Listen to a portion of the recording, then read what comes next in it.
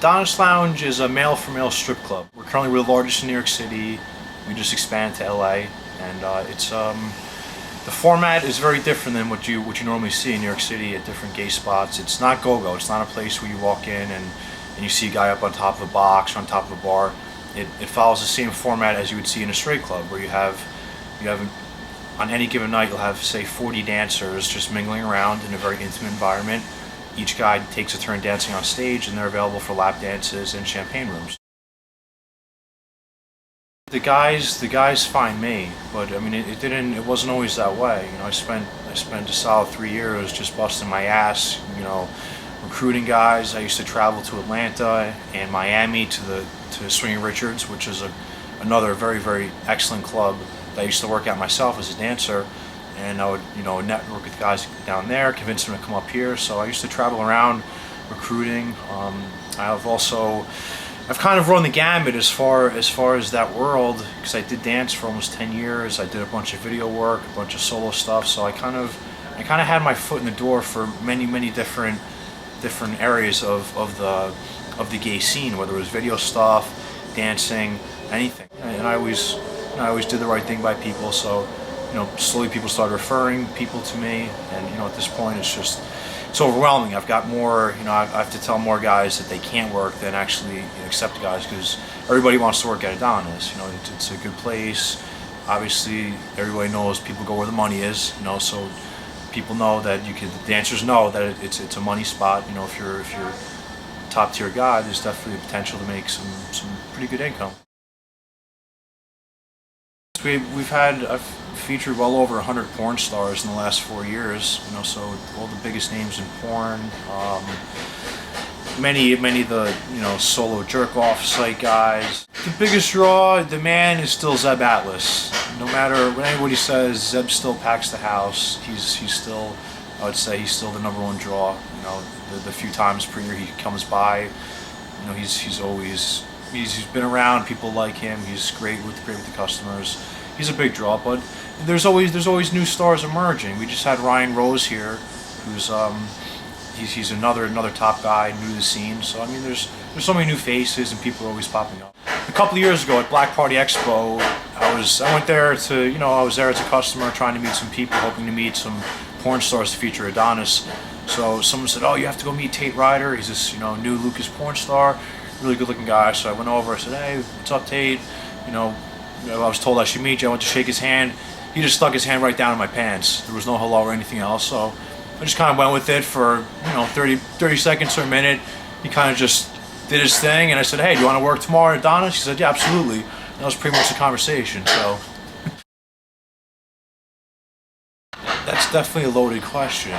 You could talk about this for hours, but I mean, I'd say probably 75 to 80% of the dancers would identify themselves as straight, but you know, what that means is up for debate. You know, I mean, what guys will do in the club or outside the club or in their personal lives, it's a very gray area. So I mean, at this point it doesn't even register to me personally. You know, gay, straight, bi, it's, you know, everyone's here to have a good time, and it really kind of goes out the window, you know, once people are just having a good time.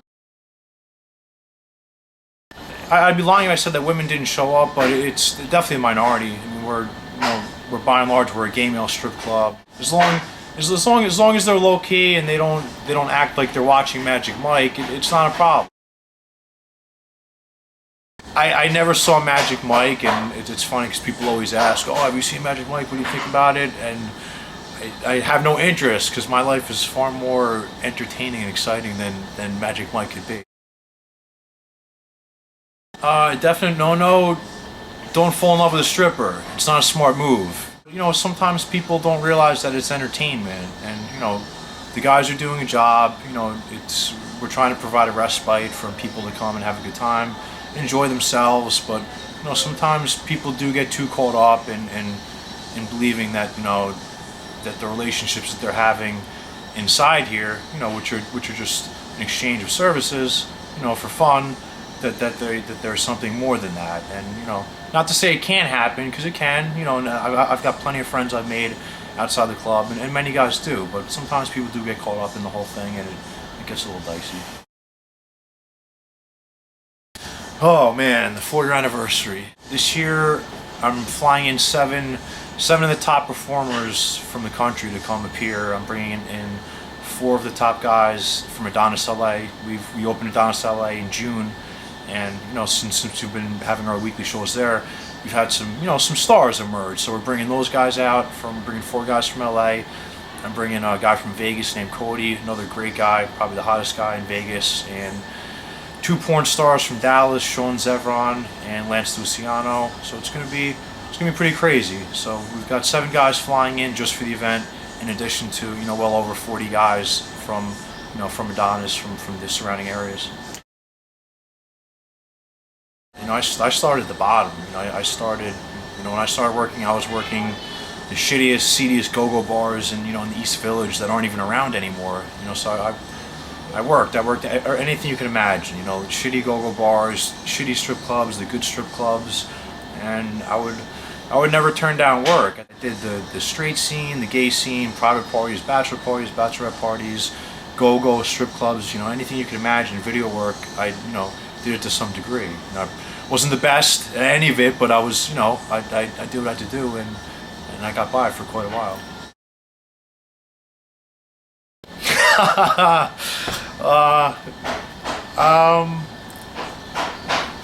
Oh man, I'm only semi-retired. I'll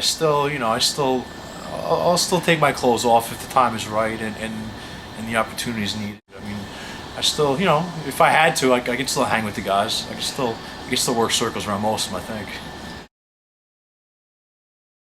Here's the dynamic. Once upon a time, when I was 25, and the new guy in the scene, people couldn't get enough of me. And the longer you're around in the same scene, you get less and less popular for the most part. Even though you have your established clients and customers and friends, but towards the last year or two that I was dancing full time, I mean, I wasn't one of the most popular guys. And then as soon as you're off the market, all of a sudden your stock rate rises right back up. So now, since I'm not available, everybody, can I get lap dances, this and that. So it's funny, but it's to be expected. People always want, they always want who they can't have. They want the door guys, security guys. I think it's natural though.